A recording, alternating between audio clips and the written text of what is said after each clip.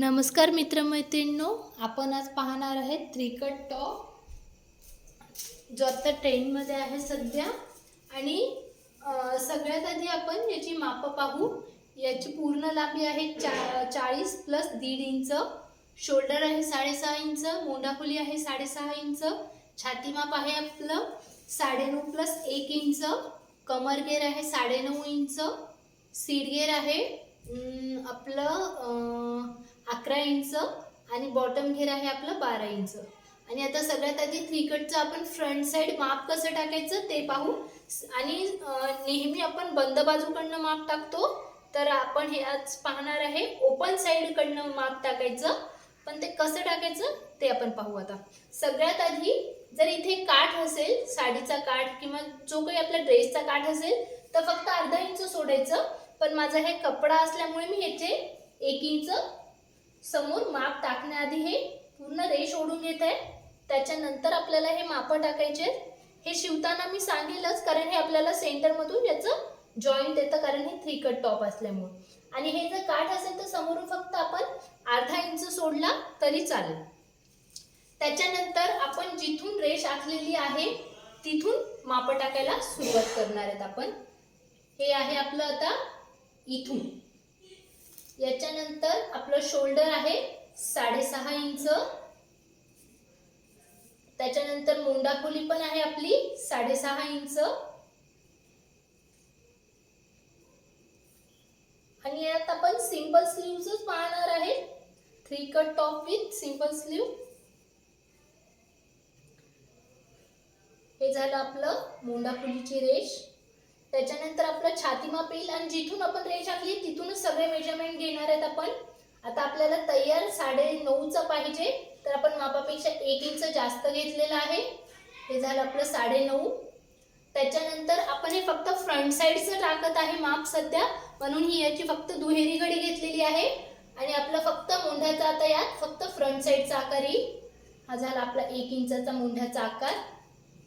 त्याच्यानंतर शोल्डर पासनं 13 इंच खाली यायचं कमर घेरसाठी, आणि ते आहे आपलं 9.5 इंच. त्याच्यानंतर सीट घेरसाठी कमर घेर पासून आपण 7 इंच खाली यायचं. आणि आपलं कमर घेर आहे 9.5, तर त्याच्यापेक्षा 1.5 इंच जास्त घेणार आहेत आपण. हे आलं 11 इंच. हे झालं आपलं 11 इंच. आणि आपली आता टोटल लांबी आहे 40 प्लस 1.5 इंच, तर हे झालं आपलं हे 41 इंच. आणि आपण ही पूर्ण रेष ओढून घेणार आहे. त्याच्यानंतर आपलं सीट घेर आहे 11 इंच, तर त्याच्यापेक्षा आपण 1 किंवा 1.5 इंच जास्त घ्यायचं, तर आपण घेणार आहे 1 इंच जास्त. हे झालं 12. त्याच्यानंतर हे सगळे पॉइंट्स जॉईन करायचं. हे झालं आपलं फ्रंट साइडचं थ्री कटिंग टॉपचं ड्राफ्टिंग.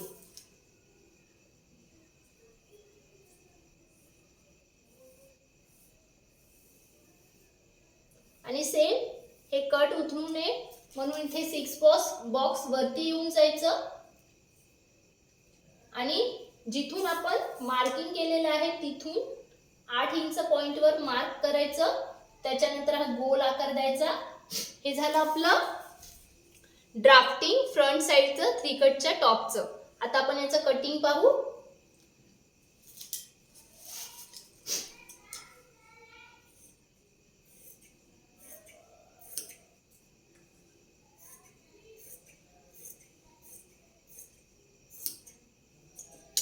आणि याचे आपले 2 तुकडे निघतील याचे, हे लक्षात असू द्या. आणि हे सेंटर मधनं जॉईन करायचं. आणि आपल्याला कट जर मोठा हवा असेल तर वरतून 30 इंचावर कटवर पॉइंट करायचा. इथे जो आपला सेंटर कट येणार आहे त्याचं नावच आहे थ्रीकट. साइडचे 2 आणि सेंटर मधला 1, त्याप्रमाणे आपण हे करणार आहे. आणि हे झालं आपलं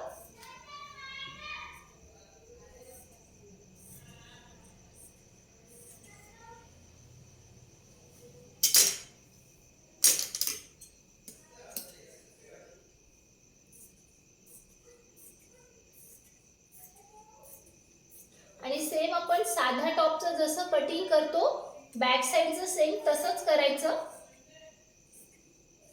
आता आपण हे बॅक साईडचं पण पाहू. हे झालं आपलं फ्रंट साईडचं टोटली कटिंग. आणि हे आपले हे 2 लेयर्स, 1 आणि हे 2. हे झालं आपलं फ्रंट साईडचं.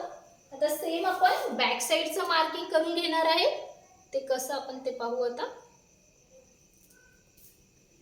त्याला आपण दुहेरी घडी घेतलेली आहे याची कपड्याची आपण, कारण आपल्याला फक्त बॅक साईडचंच माप टाकायचं आहे आता.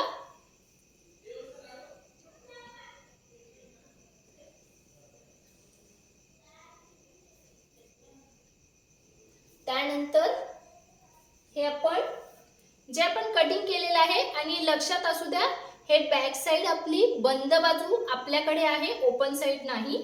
आणि त्याच्यानंतर आपण जे काही एक्स्ट्रा माप घेतलेलं होतं सेंटर पासून ते पुढे सोडून द्यायचं आहे. हे पहा, हे तुम्ही पाहू शकता. हे 1 इंच पुढे जे आपलं स्टिचिंग लाईन किंवा कटिंग लाईन येणार आहे, त्याच्यानंतर या पॉइंट पासून बरोबर आपण हे ठेवणार आहे.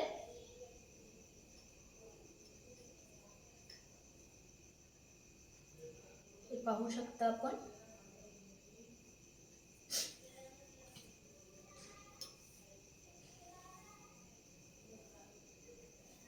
हे झालं आपलं याच्यावर.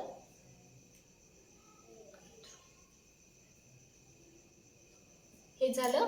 आणि आपण पाहू शकता तुम्ही हे हा डिफरन्स आपण जे एक्स्ट्रा 1 इंच घेतलेलं आहे ते सोडून या रेषेपासून मी ठेवलेलं आहे बॅक साईडचं माप घेण्यासाठी. हे पूर्ण आपण पाहू शकतो. हे पहा, ही लाईन ही बरोबर ही पॅरलल याच्या आली पाहिजे. हे झालं आपलं. आणि आता फक्त याच्यात आपल्याला बॅक साईडमध्ये डिफरन्स हा आहे की आपला मोंढ्याचा बॅक साईडचा आकार आपल्याला 2 इंचाचा घ्यायचा आहे. हे लक्षात असू द्या. हे टेप तिरप्यात ठेवून आपण बॅक साईडचा आपण 2 इंचाचा मोंढ्याचा आकार घेणार आहे. आणि आपल्याला साधी बाहीच घेणार आहेत आपण. तर मागे मी जो साध्या बाहीचा व्हिडिओ अपलोड केलेला आहे त्यात तुम्ही पाहू शकता साध्या बाहीचं कटिंग कसं करायचं ते. आणि आपण उद्या याच्या पुढचं याला स्टिच कसा करायचा तो व्हिडिओ आपण पाहणार आहे.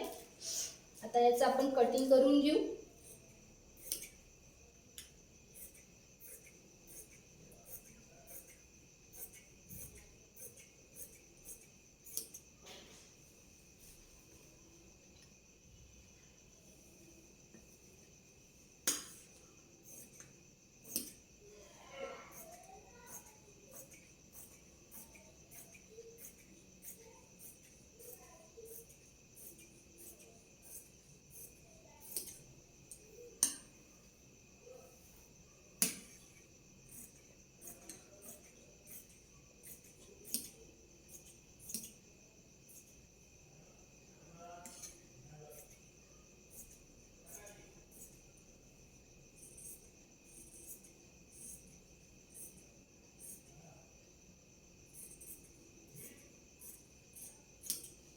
हे झालं आपलं फ्रंट साइड आणि बॅक साइडचं कटिंग.